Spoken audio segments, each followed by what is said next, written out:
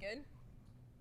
All right, everybody, Saturday morning, and this is how we start every Saturday morning now with Behind the Scenes at the Jagoff Podcast. As you know, you can listen to the fully edited version if you don't have time to watch all of this today on Tuesday. Well, you get it early if you subscribe because it comes out on the Odyssey app and wherever you get your podcast on Monday around 2 p.m.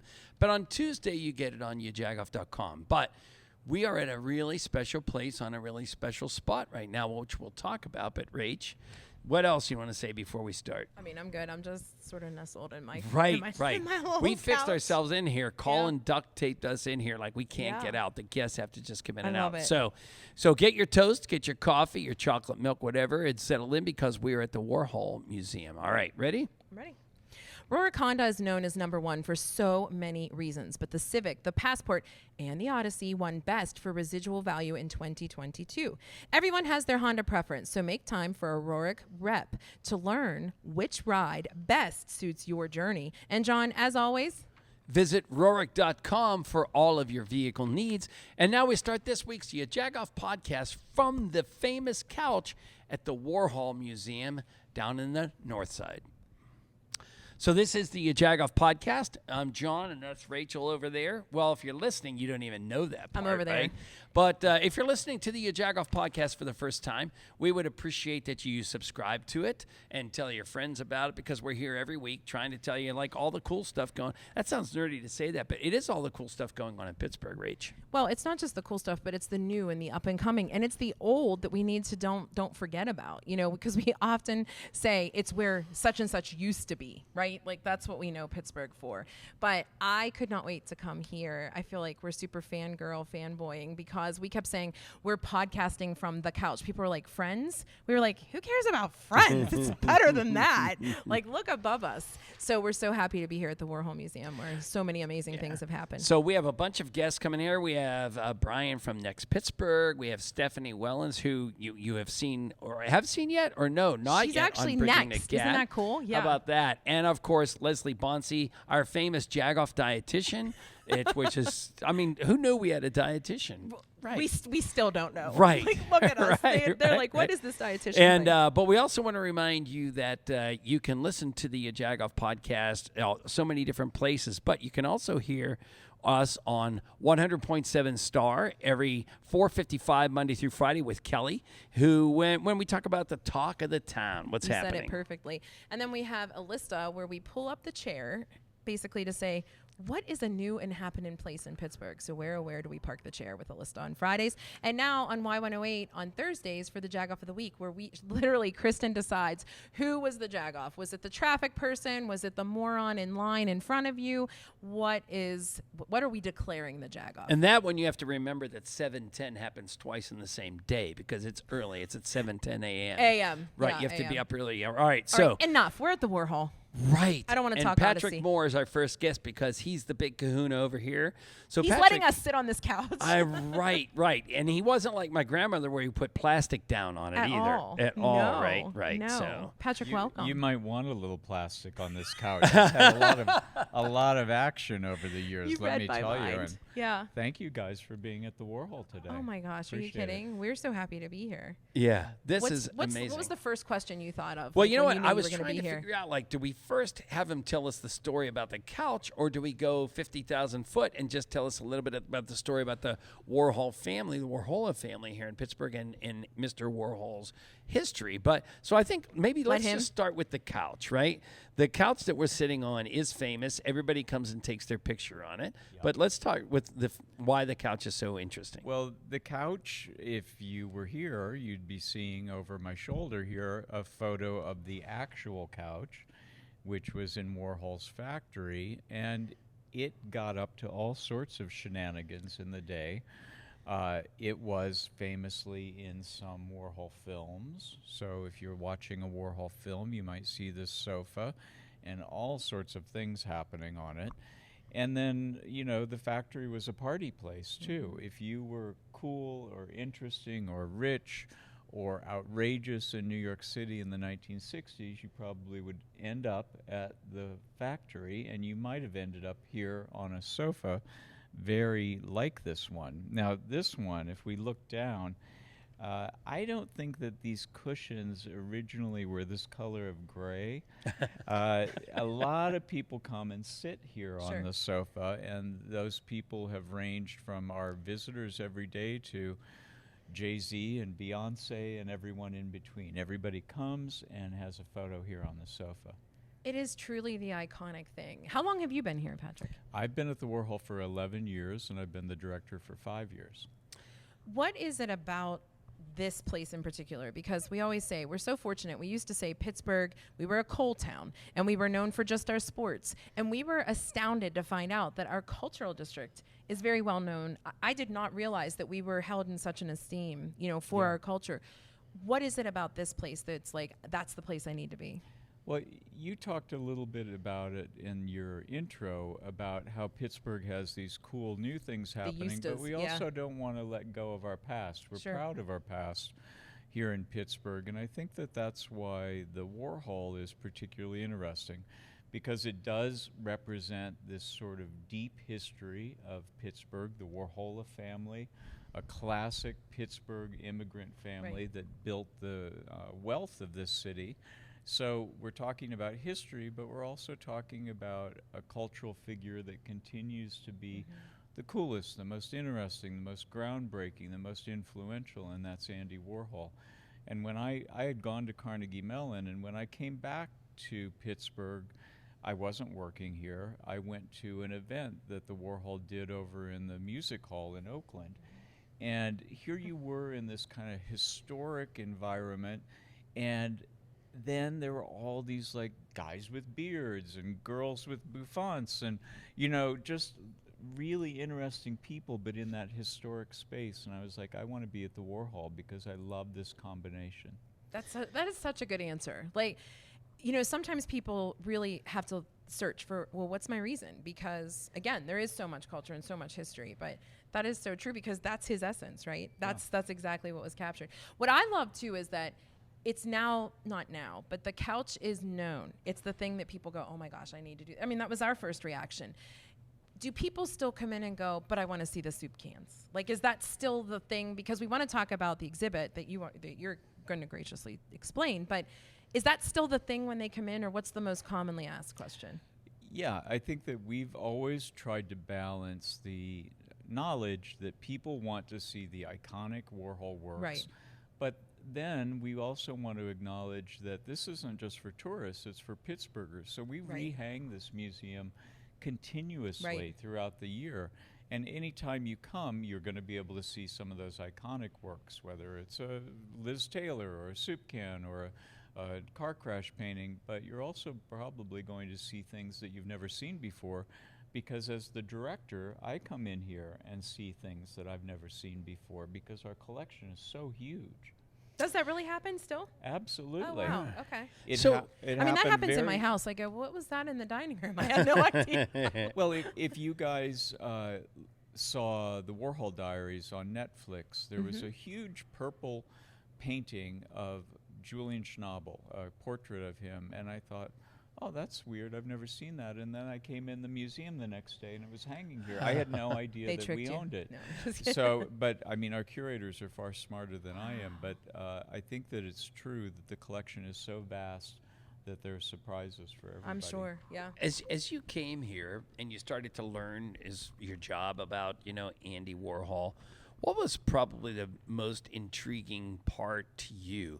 Like, I think we all find him very intriguing, and we could all find a different part of it. But I would have to think you dug a whole lot deeper than us walking around looking at the plaques here, right? So, what do you think was his essence, and what was so intriguing about him? I think for all of us who work here at the Warhol, it's like getting a free PhD in art history. And for me, I knew a fair amount about Warhol before I came to work here. But what I didn't think was that there would be whole vast areas of his cultural production that I didn't know about. And that was true with Warhol's films in particular for me, and they've become a great passion for me because they're actually very difficult to see. There are some Warhol films that were marketed as Andy Warhol films, and they had a wider distribution, like Trash and Heat. But actually, those were directed by this other guy, Paul Morrissey. Warhol was a sort of producer, but it was a kind of distant relationship. The real Warhol films, the ones that we show here at the museum, are really, really experimental. They're grating, they're annoying, they're shocking. They were far, far, far ahead of their time. But for a long time, they were really difficult to see because the only thing that existed for some of them was the camera original. And to put it through the projector would have been really irresponsible, because what happens if Right. it tears Right. up the film? So we've been going about this for years now, of digitally transferring those films, and now we can do almost anything with them. We can project them on the side of a building or show them here in our theater. But my point is that there was a lot that I didn't know about Warhol, and I think that's true of everyone. Interesting.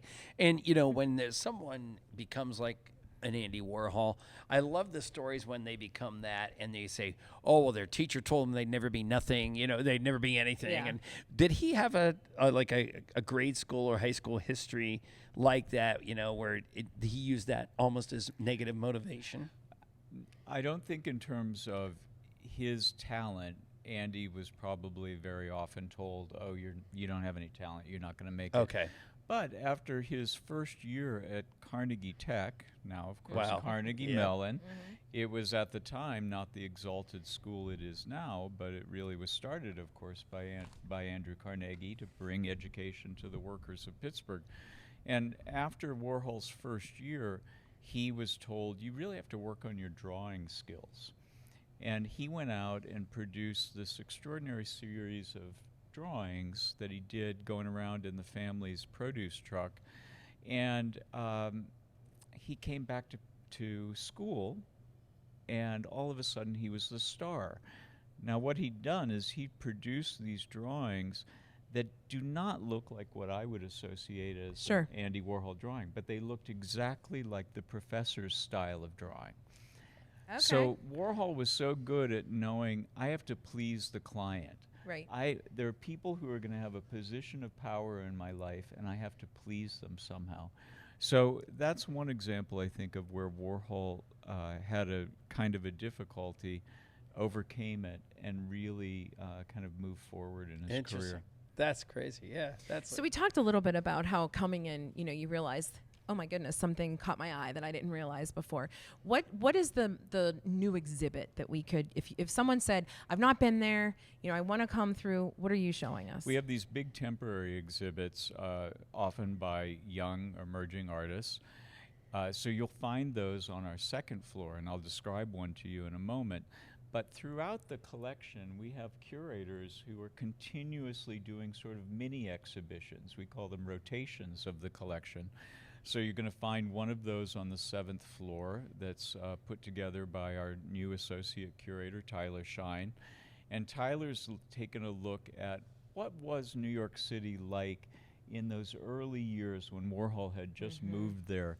And he was working in the commercial art world. He was not a successful fine artist, but he had a group of friends, especially gay men, around him. And what was that social world like? So that's a sort of little mini exhibition, I would call it, on the 7th floor. But then the big blowout is Paula Peavy's exhibition, and it opens later this week. And you're going to see in it this artist who, in a very lighthearted way, I think, in a very tender way, is thinking about the natural world and our impact on it. So we all know, especially here in Western Pennsylvania, for example, we've had a big impact on the natural world, and it can be a kind of a drag to think about that. It can be kind of sad. That's not what you're going to find here.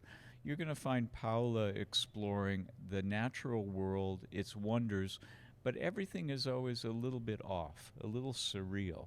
So you're going to see, baby polar bears that have feathers all over them, or brightly colored in these very unnatural colors. A portrait of people based on their shoes. I have new shoes on today because I had to wear the same shoes for Paula for a year. Hopefully I sprayed them so they didn't get stinky.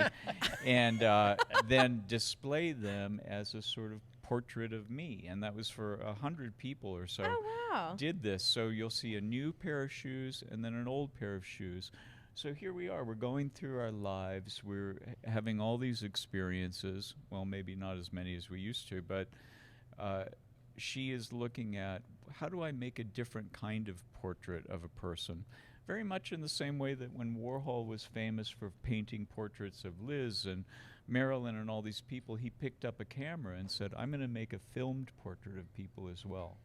So these smart. temporary exhibitions are not usually about, here's an artist who looks like Warhol. Right. It's more like, here's an artist where there's some kind of touchstone from Warhol. Right. That is so cool. How about that? I'm telling you, it's so intriguing. Like, I feel like we need to just come and spend 6 hours at your house sleeping over. Oh, wow. And- That got or weird. You're real welcome. quick. Yeah. Welcome to Highland Park. That got no, weird super no, I quickly. could sit and listen to those stories all day long because it's so crazy that the family business is sort of in the shadows of the museum here. The museum here is right next to PNC Park, which is cutting edge baseball park, and here this is, and it's walking distance from so many things. Right. And all of you Yinzer expats that are coming back to Pittsburgh, like, you have to come here because it's just amazing. Like, if you've never been to a museum, if you've never appreciated fine art, you will appreciate the stories behind everything here. That's the way I see it. Well, it's nice of you to say that, and I think that you're right, obviously. But I think that we have a real advantage here because we have Warhol and his life story itself Yes. as a kind of way into the collection. And contemporary art for some people can be, I don't know, confusing or off-putting. Correct, But yes. But here, because you can be thinking about Warhol and what his life was when he was growing up here in this kind of big Byzantine Catholic Yep. immigrant family, why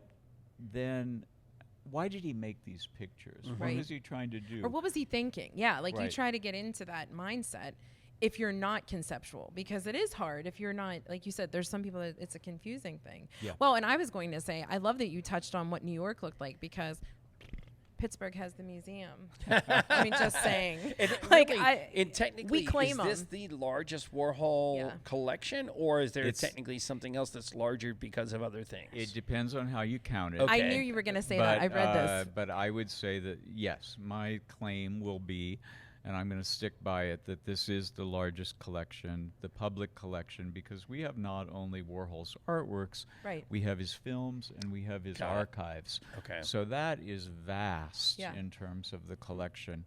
And it's pretty special, too, because New York, fantastic, but if you go to see a great Warhol painting, like the soup cans are at the Museum of Modern Art, Sure. the original soup cans, they have a different tone there than they would here in Pittsburgh, Right. where we think about Warhol and this immigrant family having Campbell's soup every day, Warhol's mother going around Pittsburgh with empty soup cans sort of filled with these little crafted metal flowers that she was trying to sell to support the family. I think that the work takes on a much greater resonance and interest here in Pittsburgh. I agree. Yeah. Yeah. Wow. Yinzers are better, is what you're saying. Can we That's- please cancel if you all the get rest right of the down guests? to That's- it, that's all it comes down to. Just New York is cancel the fine. rest of the guests because Yeah. we're going to continue asking Patrick questions. Yeah, I mean, you may have had Jay-Z and Beyonce. They're like, New York, and me and John are like, Pittsburgh. I could listen to you talk forever. You have a great tone to your Yeah. voice, and you smell really good. Oh, so thank you. We well, need to come back I took here. a shower in your honor. Thanks, I did not. I thought he was going to say it was the couch. No, we knew that was not Yeah, the it's a answer. scratch and sniff. Hey, the thing that your listeners will be interested in is when they go to see Paula Peavy's exhibition, there is a mini version of this couch upstairs, and it's penetrated, imbued with a scent. Now, I can't tell you what the scent Gee, is. I'm it smitten hasn't been already. spritzed yet, so we'll see what the scent is. But it was so great because Paola wanted to make a little tiny mini version of this sofa. I love That's it. so great. That is so cool. And we're Wow. getting photos, so we're excited. Yeah. Good. But before we ask you the coveted question of the day, where does everybody find you? Social media, website, Andy Warhol? Well, you find me primarily through the Warhol's social media, especially on TikTok and Instagram Reels for the Warhol Museum.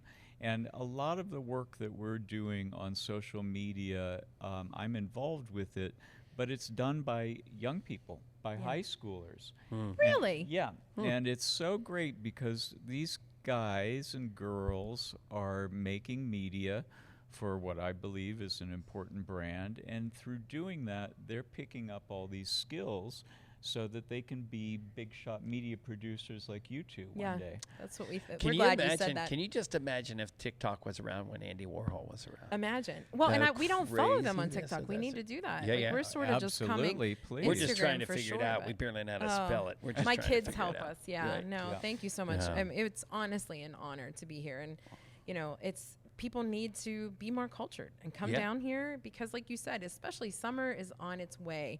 Go catch a game. Life has changed in Pittsburgh. This is the way you go now. Do your Yeah. thing outside. Stop by. Get your little rent a bicycle. Yeah, right? Or Yeah, scooter. And I don't think they need to be more cultured. I think they need to have more fun.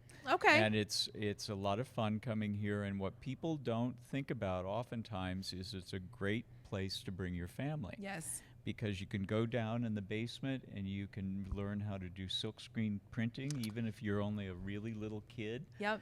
And then you're making art in the forgot very about that same part, way yeah. that Same. Warhol made art. Yeah. So you learn a little something, you have something fun that you've made that you can take home, and it's a good day It's for like the you're whole tricked family. into learning. The kids. they're- For real. Who exactly. feels like learning whenever it's summertime? All right, question of the day, and we have to give credit to our page because she does a really good job. But she had asked it, and I'm skewing it a little bit. What was your first piece of furniture? Obviously, we have to do something furniture based That's such a because good question. yeah. Well, hers was like, what was your first like adult job or adult like spending? But mine, I sort of twisted it. I gave him time to think. First adult My piece of- personal adult piece of furniture. Yeah. I was living in New York City with my partner at the time, and I don't know where the rest of the furniture came from, but he brought home this thing, and New York apartments, as you know, are little. Right. It was like he'd brought the Notre Dame Cathedral into our apartment. It was this big, carved, dark, ugly, Baroque chest. I don't even know what it This is a held. Seinfeld episode. Do you remember It- this? It was horrendous. Oh my gosh. And it lived there kind of gloomily in the corner for the entire time we lived in that apartment. And when I moved to Los Angeles, I gave it to the elderly lady who lived across the hallway. That was so nice. Did she like it? Probably not, but she probably was nice to take it. Thank so God that she I didn't took have to it. move You it. gifted it so well. Oh my gosh, Patrick, thank you so Patrick, much. We thank have you to come so back more much. often just to Please, know what's going anytime on. we would love to have Yes, you. thank you. We appreciate it. There you go. All right. First guest. So coming up, you're going to hear a little music from one of our guests today, Stephanie Wellens. That was perfect. Thank Perfect. you. Thank you You're so awesome. much, you guys. Yeah. You're so It is easy to such a talk pleasure. to. Are we good on pictures? Yeah, this is great. You really do have such a good way of telling stories. We joke all the time. Andy Masick is one of our faves. And Oh, he's the he best. does, but you're right there. yeah, and you're you smell really good. Andy, you don't smell as good as this guy. Oh my I don't God. know. I've been around Andy a lot, and Yeah. I remember him smelling He smells pretty delightful. good? Yeah. All right. Listen, All right, he we'll give him always that. sings, so the next time Oh, we have yeah. you have to sing. my God. He always breaks Yeah. out into song. We didn't make you don't want the that. next time. Yeah. All right, and Thank thank you to you. Charlene and Rick for having this organized They're with the you. best. Yeah. All right, who's next? Rach? Who are we going with? Leslie. Leslie. All right, come on in, Leslie.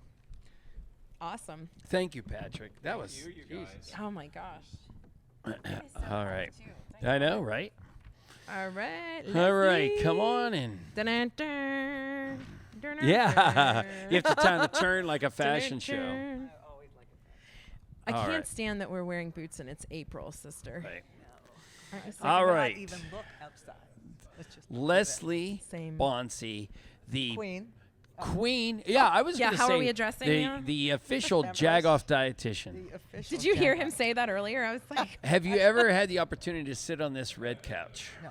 How about that? See that? I love I that. feel like we should just have a TV I remote. think we need a tiara. I'm just saying. Something. We didn't. One thing we didn't tell Patrick is that we didn't check for popcorn or coins down on the cushions yet. We but could do that, we right? might But want I to do do think that. it's funny that he sort of cautioned us that we were sitting here Yes. and like thinking about how many other Yeah. people. And behave. Leslie, I feel like I haven't seen you because the last episode of Saffron and Sass, I was not on site. That's John actually took care of it.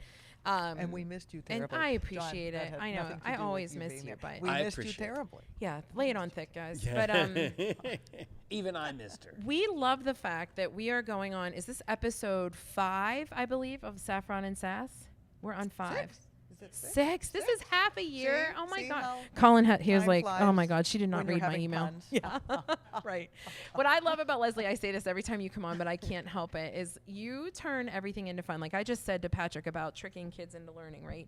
It really is a matter of figuring out someone's sweet spot on how to keep their interest. And that's what you do perfectly. If you're talking to me, you're going to do your, what do you say about hot flashes in a pan? Yeah. Flash in a pan. That's like, right. I mean, you just know. Talking about knowing your audience, you are the queen of it in all seriousness because so many people appreciate everyone we've run into. Even Jen talks about, Jen Saffron from Saffron and Sass, she'll talk about how she talked to you after she had a baby or a certain time of life. How does that resonate with you when you're looking at your career and thinking, there are so many different lives I've touched? Well, first of all, it's always about edutainment. It has to be all the time. You're talking about nutrition, and people think, that's everything you're Right. not supposed to do. It's like right Right. away, the defenses are up. So Yes. diffuse, detonate, and detour. Yeah, That's all the it. Ds. Right? All Yeah. the Ds. And so, and that being said, is something we have to do, right? We have to eat. We can't survive without it. And if Right. we're like mired in guilt, that is not a good thing. It isn't. So just to hear people say little things like, oh my God, I have more energy, or oh my God, I can get down on the floor and play with my kids, or I could go out and do a race, or just feel better. Yes. That's encouraging and enabling, and that's what it's supposed to be. That's what makes me happy, right? I mean, the football players, okay, I'm not on the field with them. I'm Right. not taking any credit for what they do because I'm not running the plays. Wouldn't that just be something? Yeah, I would Put her love out there with a pork chop at the end zone. Hi, come to mama. But, So- you know, Wouldn't you Leslie- love her to have a headpiece or an earpiece? with, like, Leslie one would of just come and roadblock you. Yeah, right? yeah, right. Yeah. Oh my what were God, you that's thinking? funny. I don't think we're going to do it that way. But, so they don't always appreciate. My real people that I work with, they appreciate it. Yeah. And that's what this is about, is, to pull somebody from the brink of feeling so negative with their eating to feeling empowered and feeling positive. Win, that's a win.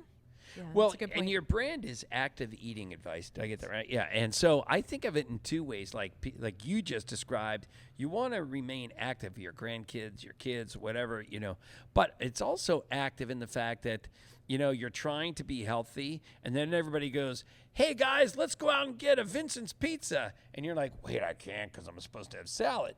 But your active eating advice is active in that sense, like, oh, I know how to figure this out. Yeah. I don't have to sit back and not go with everybody. I can live my life a little bit, but just be smarter. Well, and first to that point is I had Vincent Pizza for the first time this weekend, and it was very good. And I had salad too, but it wasn't going to be an either or. Yeah. No, we're doing both of those Yeah. things. But yes to the living one's life, yes to the approaching food with a different attitude about it. And the active part of it is that food doesn't magically find its way into our mouth. Let me think about it, and it elevates, and bam. You have to make the choice. So if that choice is I'm choosing to slice it or cut it or prep it or whatever, that's part of the active. Yeah. And when we're more involved in what it is we eat, we actually feel more satisfied. That's just not me saying it. Research has shown that that is the case. Even if we order food out, you take the time to take it out of the containers, put it on a plate, put your behind in a chair with utensils, you're engaged. And Such that's a good point. That's Yeah, another I great point agree. because we know that you're doing some work with shift workers, nurses, and EMS and firefighters, and where that it's eating on the run. It might be eating in the back of a vehicle. And I was just going to say, in John, that between is, shifts. I'm glad you brought it up because I feel like sometimes there's so many questions that we could ask her and we do end up repeating because Yeah. it is easy to get back into the day-to-day routine.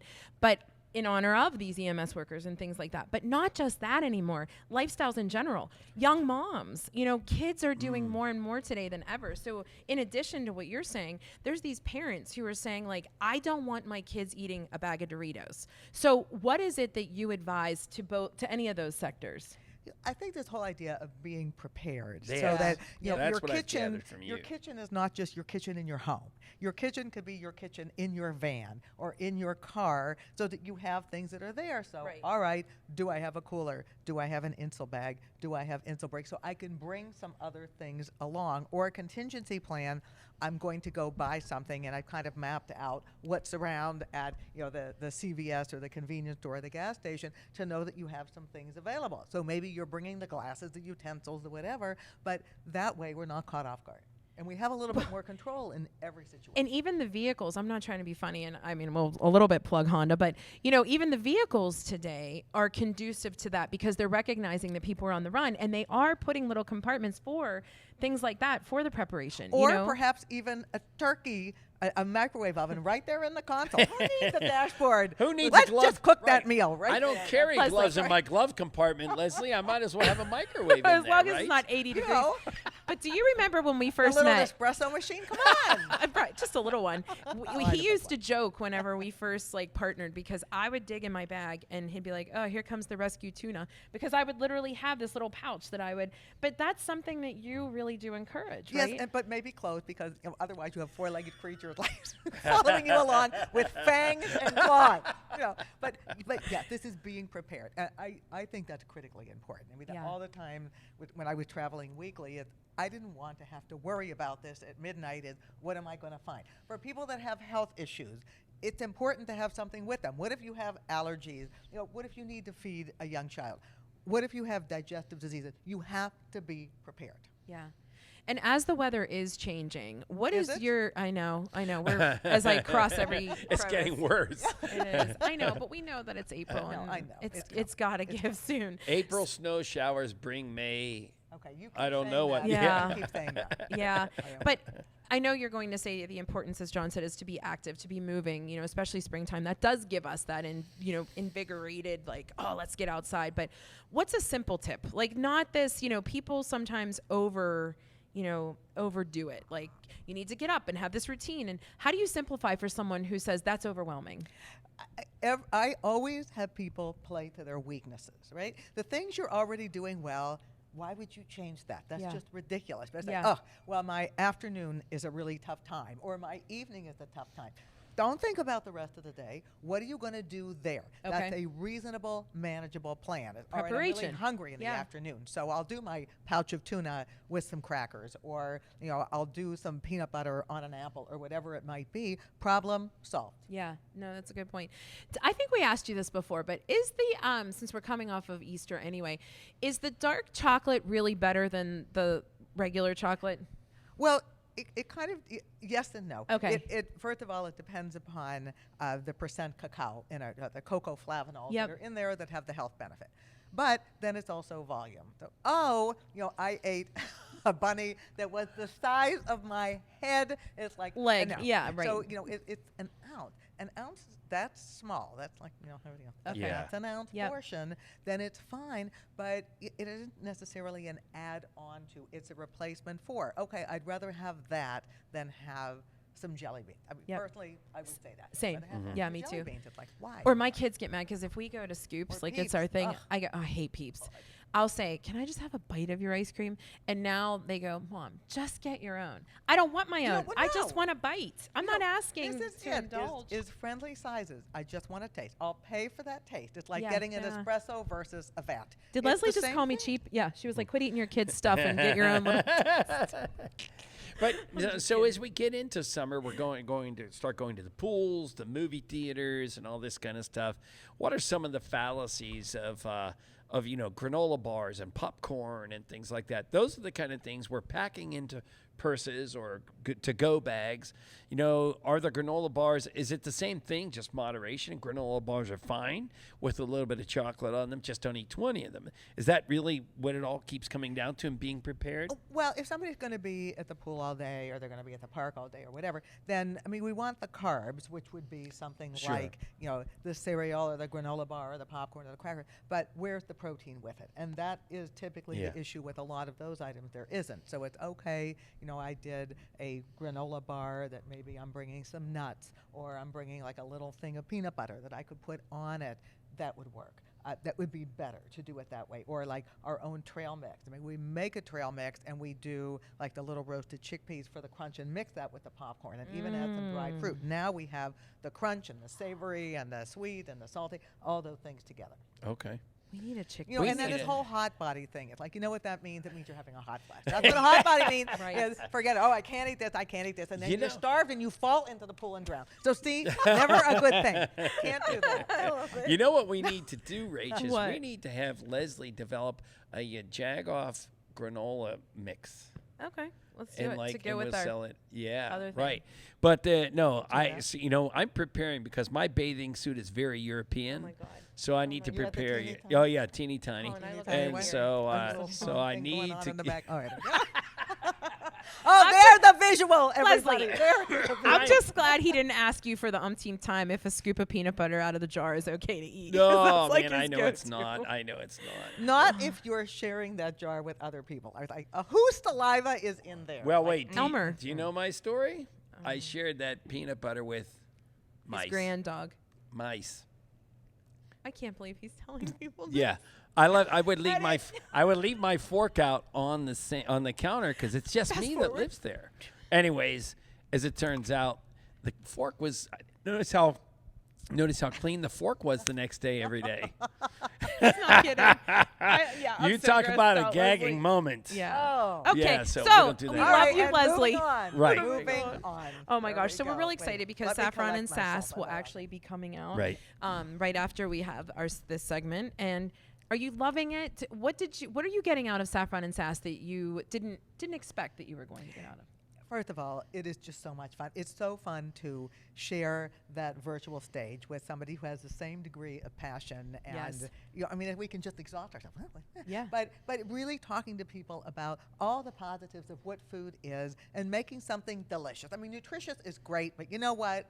Taste sells. That's what it is. And Right. making it easy and just showing people how to be creative. It's the little stuff. It's a Yep. little seasoning. That's what makes the difference. You Yeah. don't have to like start from scratch. Yeah, It's simple. right. It's And you going can to be very see exciting. exciting. I love it. Exciting. Yeah, Yes. you could see past episodes of Saffron and Sass on the Jag-Off YouTube channel as well as on the Saffron site, and Leslie obviously shares as well. But it is on Facebook, so yeah. And I tune will in. tell you, we do learn because I now truly love a drink, a smoothie made out of beets. Yeah, you've learned from each one. I have learned from Yeah. each one, yeah. And I mean, the smoothie made out of beets, I would have never thought. And I also learned that when I make my own banana and strawberry smoothie, you throw a half a cup of frozen spinach in there. Yeah. Go. It doesn't even change Bam. the taste, and you know it's Taste there. it. John Emerald Agassi. How about he that? becomes Emerald. Leslie, we obviously love having you. Where does everybody find you before we go to the question of the day? My website is activeeatingadvice.com. I love it. She makes it so easy. So you heard us ask. I mean, we're on this amazing piece of furniture. What was your first big girl purchase? Your first adult purchase of a furniture piece? Yeah. Yes. Do you remember? I live Yeah. and learn. I do. You know, I'm not that old. I do You're not remember old my at all. my memory is still intact. We bought this sectional couch. Okay. I thought, okay, this will be good. Mistake, white.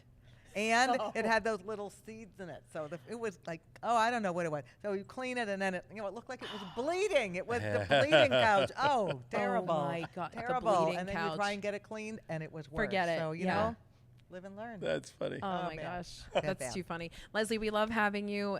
Listen, we said quarterly. It's actually every 2 months. You were just gallivanting for a while with your grandchildren. right. So we're glad that you're And back. you guys, if you have questions for Leslie, Yes. you should just message us, and we'll ask them when she's on here. And what's been happening is when she does a Jeet Jet, they'll like it or they'll message us behind the scenes because that one about canned vegetables was a Yeah, really good it was a question. great I question, thought, yeah. So I think Cool. it's pretty cool. Thank you Thank so much. you so much, Leslie. We Always. appreciate it. All right. Yeah. Awesome. You're on All the right. couch now. All Next right. up, Brian. Next up, Brian. From Next Pittsburgh. We kind of stalked this one, Brian. We were like, I mean, maybe he doesn't want to come on because I messaged him. And then he was like, I don't always check this because I'm always busy. Come on over, Brian.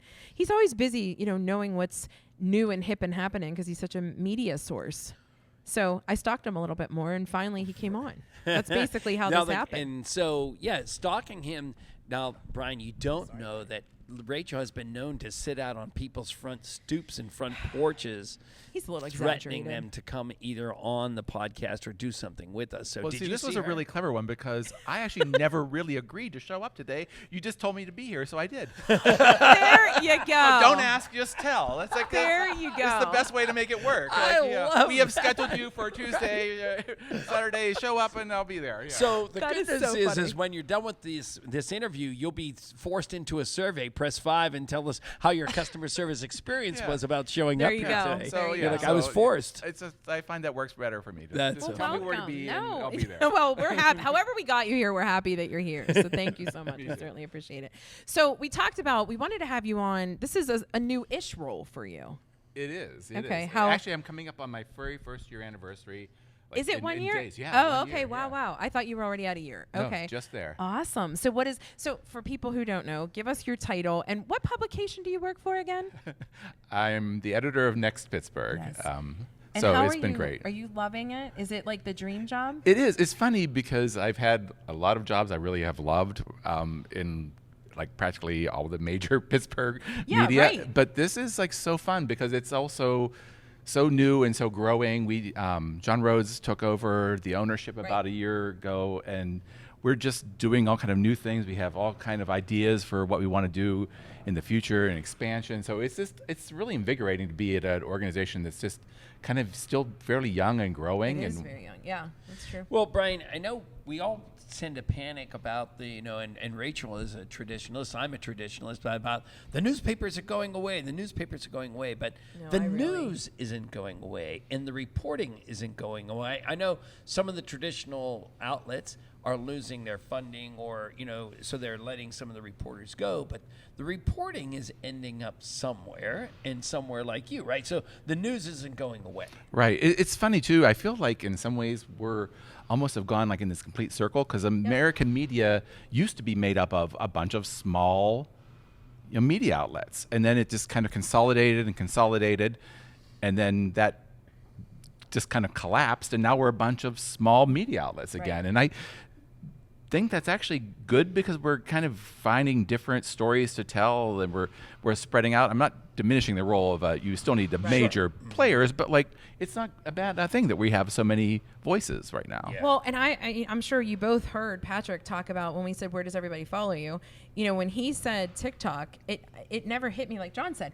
You forget, what is the next platform? Because when you're old, it's Facebook. When you're middle of the road, it's Instagram. I don't know who's tweeting, but essentially everybody has their thing depending on whatever demographic. And to hear him say that this place where we're sitting, that they have high school students who are helping with TikTok, literally pushed me back because that is so true. The media sense, we talked about this with Eric Heil last week at the Federal Galley. I was at the Trib with him years ago, and back then there were, we had 2 newspapers in town. Yeah. Ish. Well, too. And now there's this. Everybody has an outlet, and I love seeing, because you're right, it could fall through the cracks. You could go to a high schooler and say, what's your take on this, and get a totally different perspective. Right. Yeah. It's just it's nice that we have the different ways of reaching people, different voices. And it's funny because like I'm older and I'm like totally sucked into TikTok. I'm like, Are you really? it's really embarrassing. It's your like, thing. like if anyone saw what I watch, I'd be like humiliated. So I'm glad there's no tracking for TikTok. I know. But that's actually one of the places we are not right now. And Yeah. but yeah, although it's funny because we used to joke that by the time like corporations and mainstream media find something, it's over. It's done. That's right. So Yeah. like you get on Facebook now and it's almost all companies and mainstream players and everyone who's They shifted. cool has shifted away from that. Sorry. Well, I mean, we're there, right? That actually leads me into a question I have for you, because given the time that you've had in the media, you know, there was Vine, and then there wasn't, and then there was whatever. God, you know, forgot about how Vine. do you make, as in your position, how do you make that determination of when to jump into a social media thread or not, or is it really just kind of wait and see, or you know? When do you decide, okay, we do have to be on TikTok? Oh, wait, no, that's going to be a fad. Let's just wait on this. When do you put resources to those things? See, for me, it's always about like, for first of all, having the resources, but also being able to do it well. Because I think Right. nothing is worse than jumping into something and embarrassing yourself. Yeah. You know, so we're actually moving, and we're going to be expanding into doing. We actually have started since I came there doing some videos. With Right. Boaz Frankel does those for us, and The we're Yinzer backstage yeah, pass. pass. I Yeah, love yeah, it. It's yeah. great. And we're going to do more of those, and we're going to do some other things. But it's really, for me, it's about like, do we have the resources? Can we do this well?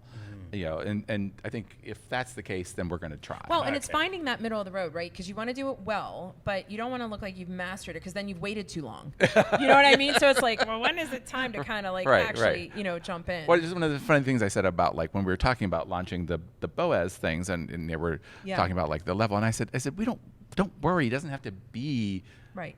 polished. We're not competing with. Did you use us broadcast as an TV. example? You're like, I mean, they did it. Yeah, yeah. Look, almost anyone can. No. No, Yeah. it's true. And you're right. You know, the simplest things, like we said, people like to see the behind the scenes. It's just that it's something that newspaper, you know, even though, like I say, I love holding that, you know, it didn't offer it. And now you can see what people are doing. And that's what people want to know. Yeah, you know, when I first started, like, back in the Post Gazette, doing some stuff on TV and KDK or whatever, and at first you're like all choked up because your newspaper is going to teach you so much to be polished and careful, and then I realized like this is going out and no one's ever going to listen to me again, and it's like, so just have fun and be yourself, and yourself. because Yep. I mean, different medias are about personality, and I think that's actually one of the good things that's kind of come back toward things like Next is like Yep. like we encourage people to write with personality. Like, tell us Well, what you think about Brian, things. that was the perfect segue, because I could not wait to share this with you. So we know Mike Machowski pretty well, and you know, he's been a dear friend, and we both worked at Markowitz before, and you know, I've always admired his work from when we worked together at the Trip. Like, he just is such a good writer. And then Christy Lachlan, right? So she did a couple of stories, and we were like, oh my gosh, like I can totally relate to her.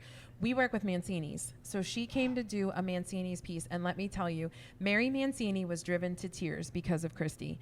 And Christy went back and actually visited, because they did something afterward. Do you remember? She went to do, and she said, Mary said, she came back to see me and said, I'm visiting, I hope you don't find this odd, but I'm visiting my grandmother's grave, and I'm taking and Mary gave her the bread, because she said that resonated with me. And there's, you know, God love Mary Mancini, you know, older woman who's carrying Right. on this legacy in the city, saying like, this young writer moved me. Yeah, and if you read the story that she did about Yeah. Mancini's, it was You felt it. about her connection to Yes. Mancini's. Yes. Right. It still was factual. It still was, but it had about her connection. And I that's feel what- like that's true of a lot of like Pittsburgh things. It's like we have connections to these things. Right. Like I grew up with a connection to a lot of Mm-hmm. this stuff. One of the things I wanted to do was a story about Pittsburgh salads, and people were like, "Why do you want?" I'm like, "Because I love a Pittsburgh salad. Like let's stop act like we're embarrassed to put fries on a salad. Let's own putting fries on a salad." Like, Brian, you had me until you said Wait, that. I thought you meant real Leslie's salads. getting ready to throw a rock your way, right? No. Yeah. Oh, I know. I'm sitting here listening to you, and I'm thinking about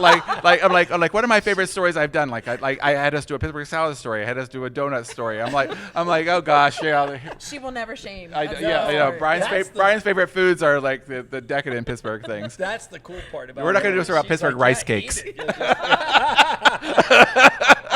That's not gonna happen. Sorry. I get it. Well, that's why I said, we can't say she's like the Jagoff nutritionist, because people are like, look at them. Like, what is she doing? God love her. I thought she was good. Right.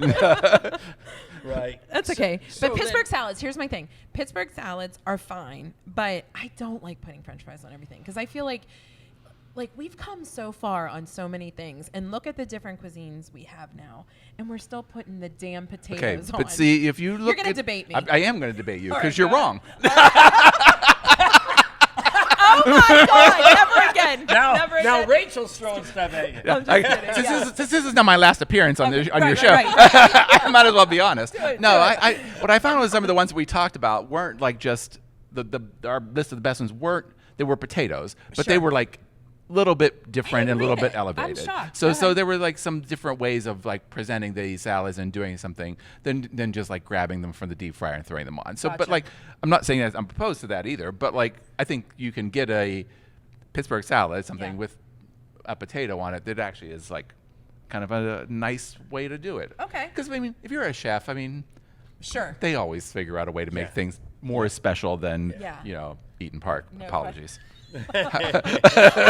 Sorry about that. we change our voices. Yeah, but You no, know, I understand. It I is mean, delicious. Yeah. Interesting enough that way back when, before the podcast and before meeting Rachel, is I would always go look at the job page on here. Your job page is better than I'm telling you. anything. Like I'm not just saying that because you're sitting here.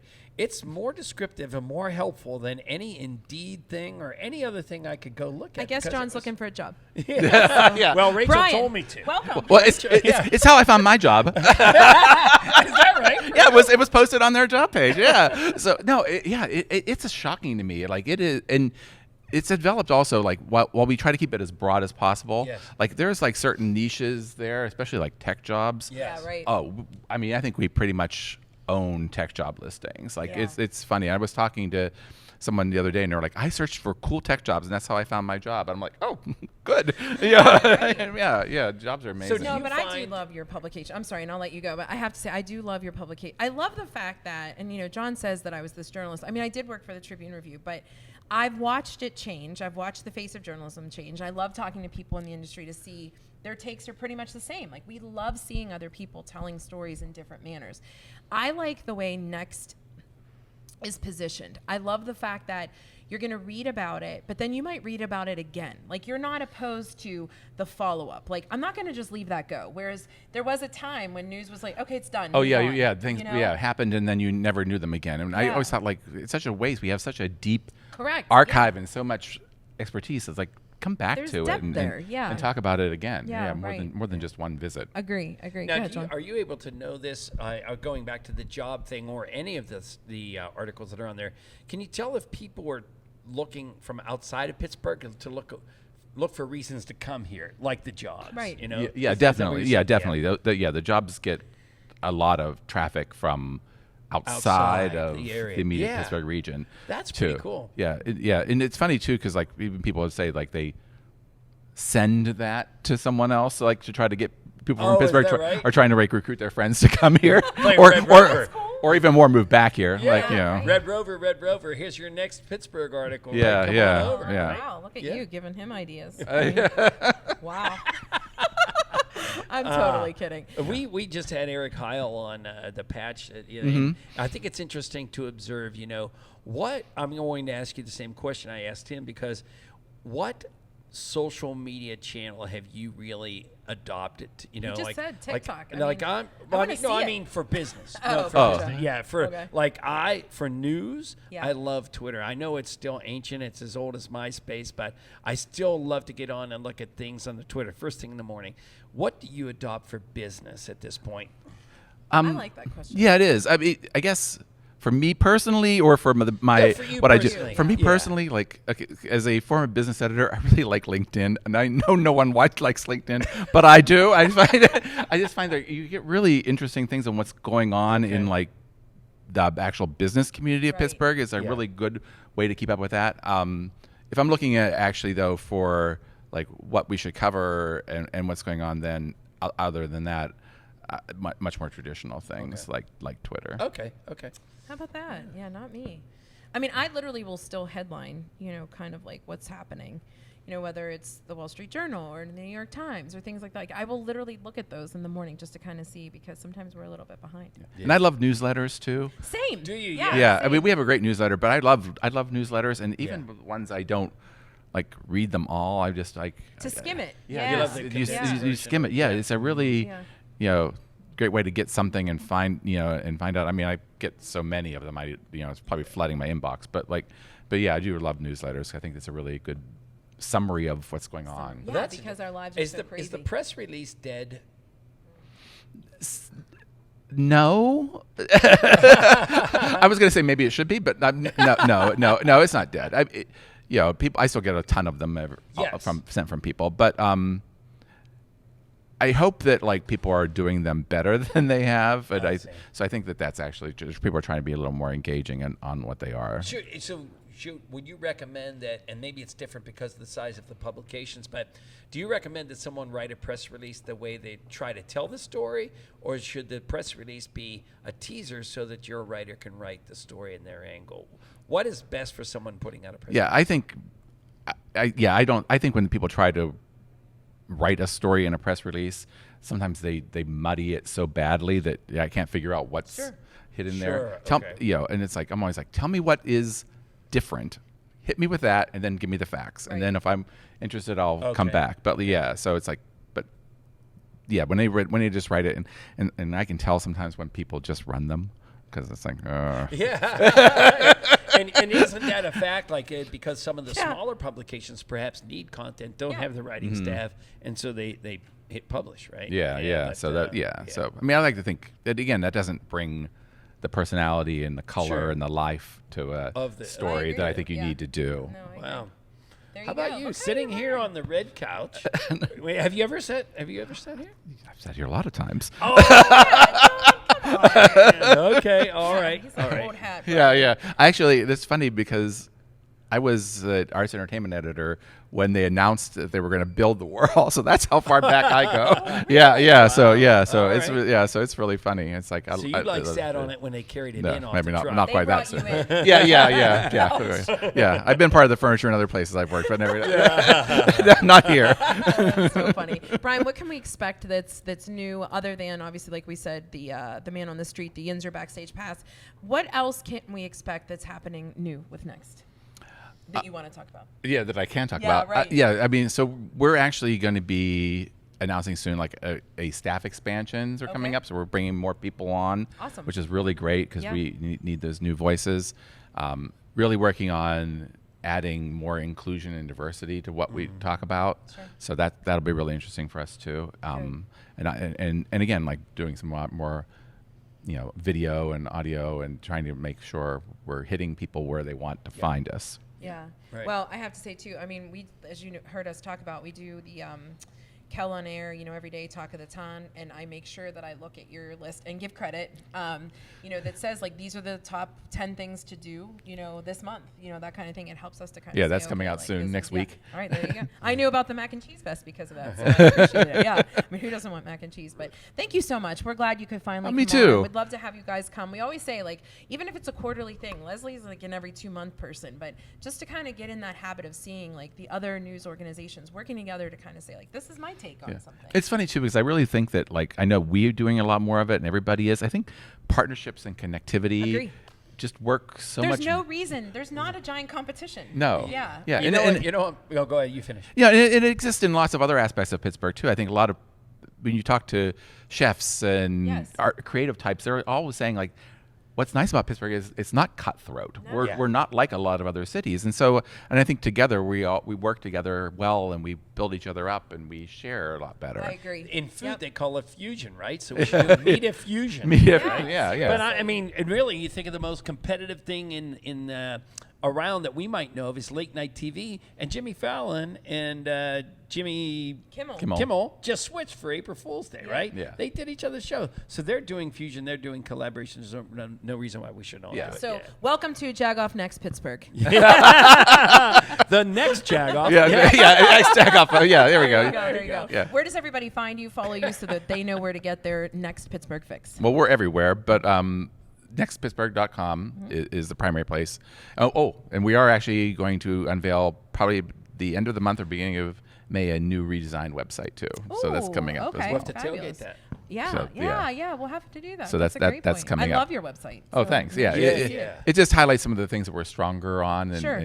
but yeah, so that's been working on that for a while. That'll be coming out soon. Awesome, and it's easy. It's next Pittsburgh, so it's simple to follow. Right? Yeah, I yeah. hate whenever people Yeah. get crazy. All right, you heard the question. What was your first piece of big boy furniture? Like that first thing that you bought? And don't tell me it was this because I know that you're. No, this is Into so I those did hear you talk about this. And mine's really kind of embarrassing. So I saved up money to buy an entertainment center. Okay. So I went to Today's Home, and you could do this whole like custom, and I got this giant, weighed a bazillion pounds. It was beautiful.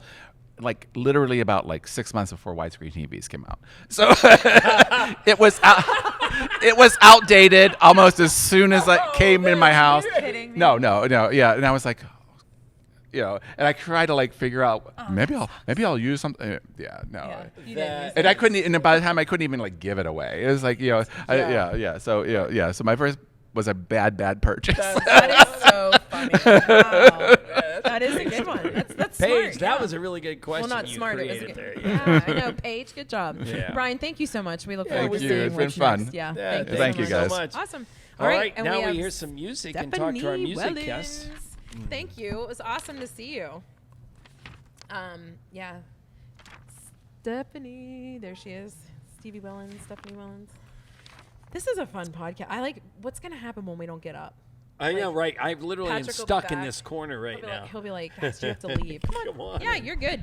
No, we're just saying, like, we're never going to get up. We love being here. You look so good. Look at her. Thank you. Oh my Look at gosh. her. Oh, thank you. So here's my background story. I love to give a little story about Okay. people and how they come to be, right? So my dad and Byron Nash are doing this amazing thing called Bridging the Gap, and they say, we each know some people. I'm taking notes very heavily, making sure that, we're not missing anybody that we need to have on. And they both said you. They both worked with you. They both had nothing but good things to say, and they both said it is imperative to have this person. And we were so bummed that we hadn't had you as a guest yet. So here we are. Thank goodness for Bridging the Gap. Yay. Thank you so much. I'm happy to Yeah. be here. I mean, we're sitting on The couch. the couch. The couch. The couch. Give us a little background because I would not reveal your age, but I would be in complete shock if you said it because I was whenever you told me. You look amazing, but you Thank have you. this longevity of a music career that people need to know about. So give us kind of like a crash course in Oh my gosh. How long it's been. It's been a while. I started, I would say, singing professionally maybe in the 70s. Oh my God. Yeah. Okay. Here in Pittsburgh? In Pittsburgh. Okay. In Pittsburgh. I'm born and raised here. And part of Pittsburgh are Oh you? my gosh. Well, I'm actually from Beltsuver. Oh, Beltsuver wow. area. Okay. And when I was born, we lived in Homewood, Okay. and then we moved to Beltsuver back in the 60s. Okay. Things were different back then. Yeah. It was just all different. I had a great life in Beltsuver. It was great. It was wonderful, and the culturally music and dance, and we had all that stuff. However, I wanted to play in the orchestra, and I wanted to play the flute. However, they didn't have enough flutes left, so all they had left were violins. So you drew the short straw and got the violin. Yeah. And how was that? Did you master it? No, Oh, of course you didn't not. I was going to say, can we have you bring in a Oh violin heck! right now? Oh, Oh my no, God, that's no funny. way, That's no way, funny. no. I like having my fingernails now. So, but anyway, but all I wanted to do was sing, and I sang at home. My mother, we always had a piano in the house. She played piano. She sang. My late brother, Stacy. He was a vocalist, Okay. and Is it one of those things that you had a parent who was a good singer, or it just came to be? No, my mother was a good singer. Yeah. But the thing is, I sang in my crib. I remember. I mean, I didn't know what the heck I was singing, but it was something that I liked. It was a beer commercial. We're from Pittsburgh, folks. Oh okay, my do you remember God, the that Do you is remember so- the commercial Duquesne beer? No. Okay, I'm showing my age. Sing it. Do it. Do I, it. I don't know the whole. Only All thing right. I knew was the chorus. Have a Duke, have a Duke, have a Duke, Duquesne. And I was singing that in my crib. But I wasn't saying the words. I was going abadoo, abadoo, abadoo. And my mother asked me what the heck. I think I was 13 or 14, and we were all sitting around the kitchen table in the kitchen. Everybody gathered in the kitchen, and she says, "What and by the way, what the heck were you singing? As I said, you don't know? She says, no, I have no clue. And I sang it for her. She just said, oh my God. That is so funny. Duquesne beer I love commercial. it. I'll never forget. And I remember standing in my crib, hearing it on the radio, and that's all I did all day. She said I sang it all day. Wow. So you for people who don't know, which I don't know how, but you stayed in Pittsburgh, but you traveled because you're even just getting back, right? Yes, Most recently. my Cheryl and I, our duo, we're on tour with Tommy Castro this past time. Wow. Yeah, we just got back about last week, and we did a Midwest tour, and it was the most amazing I bet. tour. Tommy Castro and the Painkillers, fantastic musicians, great guys. They just made it so much fun and made it really easy for us. And they invited us on the stage every show. Wow. At the end of every show. That's wonderful. And it was amazing. It was a thrill. It was a thrill. It was tiring, of course, but then, it's something that I wanted to do. And exhausted. We were both exhausted because we drove. Oh, wow. did you? Mm-hmm. Oh, wow. We're not doing that again. We're not doing that again. If I was maybe 30 or 20, it would have been okay. But now, no. So we're glad we're back, but it was just an experience that, just one of those experiences that you keep with you, Sure. and stay with you for the rest of your life, that kind of thing. Out of all of the places, the clubs you've traveled and the food you've had and things like that, if you could pick 3 things to move back to Pittsburgh, this club, this piece of food, this experience, what were the 2 or 3 things you would definitely want to relocate back to Pittsburgh so you can have it every day? I'm going to say something about the clubs that Okay. we performed in. Even we were down in Florida as well. We did a Florida tour, small tour in Florida. And every venue was accommodating to the musicians. Really? Every venue. All of them. They would have a stage, they would have a sound system, their own sound person working this. That was in Florida, and also when we did the Midwest tour, it was wonderful. I mean, everybody was on point. They made sure we had everything that we needed. That's what I'd like to bring back to Pittsburgh. Okay. Yeah. That kind of not as an afterthought, let's have music after we built our restaurant or whatever. Okay, let's have music. Let's do this and appreciate the musicians coming in, and they Yeah. did. It was breathtakingly wonderful. I was this is great. I want to do this. That's what I'd like to bring home. Yeah. That's Nice. a great Oh, point. that's great. And it's not saying about the technicians here in Pittsburgh. That's saying about, as you said, let's not build the bar, put the 5 sports screens right, up there, and then right. put a little box up in front for the band to sit on. Exactly. Right. This is build the venues so they accept they accept the music. Yes. Yeah. Yes. And can People were perform it and we had people listening to us. They stopped and they were listening to us because it was about the music. It was Yeah. about the performance. It was about what we're trying to convey to everybody, not just background music. Right. We're just I want to say that in the background you heard our sign falling, and you were the ultimate professional as Oh, yeah, Colin she was didn't even look. trying to twice catch the sign, and you're like, hey. And Colin, show must go on, The right? cool part is Colin continued just nice and smooth with the camera Yeah, as well, right. so It was everybody flawless. just kept it What right about in. cities? I mean, you have such a longevity in the music industry. Is there a city you have not performed that you said, oh my gosh, how did I ever miss that? oh, there's a plenty. Really? Oh yes. I've never performed in New Orleans. Oh, wow. That's on my bucket list. Okay. I would love to go there. Okay. Like That- Bourbon Street or Bourbon Street, Off the beaten path. Okay. off the beaten path. I don't care. Because that's so rich in culture down there Yes. as far as different kinds of music, and I would just love just to go down there to perform and to just immerse myself in the vibe there. And I wanted to jump back to this. So you played the violin, wasn't your thing. You wanted to be a vocalist. Was that your real day job? Because a lot of musicians, let's point out that unfortunately didn't have the ability to let that be their career because people didn't either see it that way or it wasn't conducive to a financial means, right? Well, back then we made a little bit more money. I mean, things weren't as expensive as they are now, Sure. and it went a little further. Or what we made back then was probably what we're making now. But back then it went further. I, had a car, Yeah. had a place to stay.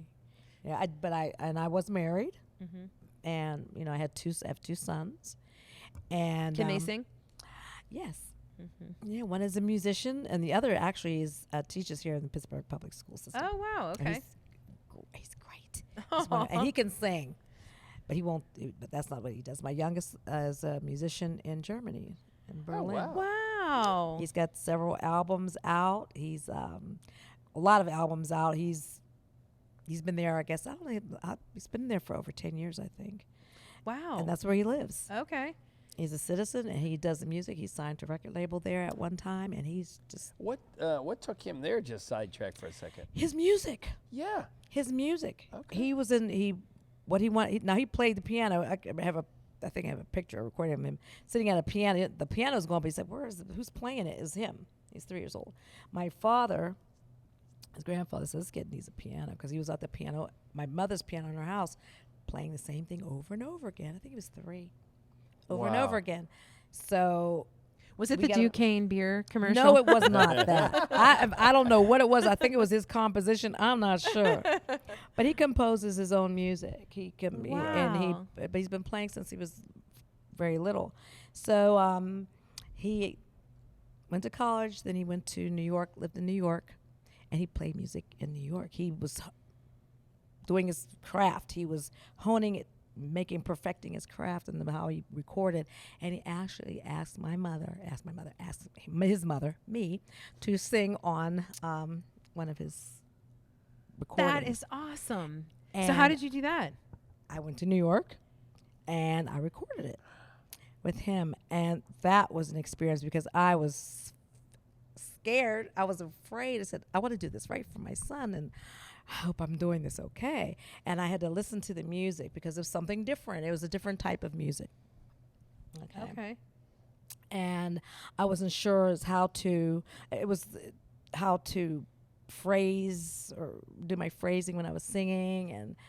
And I said, well, I'm going to have to listen to this another day. So we slept on it. Next day, I got it.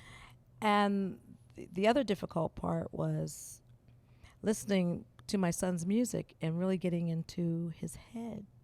I mean, just feeling what he was feeling as his mother. And I mean, there are times I'm sitting there and I'm crying, I'm in tears. So this is my kid, this beautiful music, and it just kind of made me feel that he's just connected to the universe. He's connected to me in some kind of way because of the beauty of his music. And I understand your son. So I both my boys. That is so cool. Wow. Yeah. That's fantastic. If I start to sing, I know when my dad was still at Atria's and he would be on the stage, if I drank too much, they'd say for me to go up, and he'd go, Oh, don't let her do it. It was because I was drinking. He has Oh, let me sing with he's- them. I Yeah. was gonna We actually say. did Nat King Cole and Natalie King Cole's Unforgettable, but reversed. I couldn't hit the notes. So he was Natalie, I was Nat. did anybody get a video of that? Yeah, it was years ago. I'll have to get it for you. Yeah, we'll have to pull Yeah. that out of the archives. It's literally like 30 that years out, ago, but we'll yeah. take All right, it. so the song that we're listening to today Mm-hmm. on this podcast with your partner, talk about, Yeah. of something. So tell us a little bit about the music we're hearing in between the podcast this week. Let's see. The music. A lot of them we wrote from, some fun experiences. Is one you're going to hear, Set You Free. Mm-hmm. I'll talk about that in a minute. Cheryl and I were part of a group called the Stevie Wellens Band, and which was doing very well, by the way. We did the IBCs with the International Blues Challenge, which we came in first place here in Pittsburgh. And with that, we went to Memphis to perform. But we decided that what we wanted to do as two women, something different. And of course, during the pandemic, not too many people were working either, except for us. We recorded the CD during the pandemic.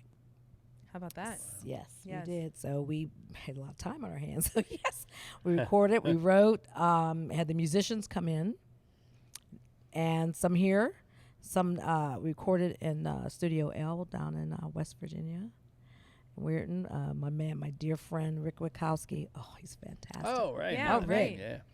Yes, and the musicians were top notch from this area. Right. Some were from from my band, Stevie Wellens band, and some were just like I said, area musicians that just put the icing on the cake for us. I love it. So the name of this CD is called "It Is Well with My Soul," Nice. and you're aware of that hymn. Yes. It is well with Yeah. my soul. Yes. Yeah. And we just decided to bookend it. We didn't the whole hymn, just at the beginning Okay. and at the end. So we kind of putting everything in the middle is smushed all kinds of stuff. Well, I'll tell you, and sitting here talking to you is wonderful, but if you need a taste of what she does, you can go watch Bridging the Gap, and because when you do your jam Yep. session, like we were all just going, what is happening there? The So hair you on get my this arm. little clip of what. Then, if you tell me you're not going to go buy that CD after watching that, you're dead, right? Because you don't have any ears or appreciation for music because you watch that little clip and you will want to go buy that CD. Yeah, and I was so happy to have a woman because you were only our second female to actually be showcased. Well, So gee we were whiz, a whole super lot happy. of us here in Pittsburgh, a whole lot of ladies. so Right. come on. Right. Right. Yeah, we need to get more. Right. But no, All right. thank you so much. So before we ask you our question of the day, Okay. where does everybody find you? Social media and website? Social media, you can find us on Facebook. Go to Soulful Femme on Facebook, on Instagram, and all that jazz. Let's see. Our website is soulfulfemme.com. We can see our dates. I was just going to say, yeah, you can see. Yes, you can see videos. You can get merchandise. I need We merch. we have sweatshirts, T-shirts, of course, our CDs. We have these little nice, beautiful coasters. They're a slate, and they have our Nice. Oh, they're Okay. nice. Yeah, I hope they're on the website. They should be, and they're really nice stuff. I love it. Listen, question of the day, though. Okay. This couch inspired the question. What was your first furniture purchase as an adult? You want me to go that far back? Let's see. What I recall purchasing was a bed. Really? Yeah, you get an apartment, and Yeah. it's like, okay, you have nothing else, but you gotta have a bed. That's exactly right. Yeah, right, John? You were just talking about Yeah. that. As long as you have a bed. As long as you have a I have a Everything bed. else I'm sorta- cool. Yeah. I'm. Except the mattress was like ridiculous. It wasn't comfortable, but it was still mine. It was, was my still bed yours. in my Yeah. place. There you go. That was it. I love That's it. awesome. Stephanie, Stevie, we call you all the names. Thank you so much for coming. We Yeah, appreciate Thank you so much for joining us. having We Oh can't my wait gosh, to see you this is over the great. summer. Yeah. All right, All right, so wrap it up. as we wrap it up, we're going to start listening to music as we say thank you to, first of all, Tracy. Thanks to Rick and for helping us put this, Rick and Charlene here. Thanks to Colin behind the scenes here, as usual. Thanks to Paige, who is Yes, putting the show Paige. notes together. And thanks to, of course, all of our guests. Thanks to Stephanie, Stevie. Thanks to Leslie. We Thanks just to keep calling her Brian. two different Thanks names. to Patrick Moore. And really just can't, also have to thank Rorik. I'm ready. I Automotive, was trying to get it up. Sorry. I knew John. I was trying to delay. You were delaying. Rorik Honda is known as #1 for so many reasons, but the Civic, the Passport, and the Odyssey won best for residual value in 2022. Everyone has their Honda preference, so make time for a Rorik Honda rep to learn which one best suits you. And as always, John, Visit Rorik.com for all of your vehicle needs. bye everybody. Have a good rest of your weekend. That was perfect. Thank you.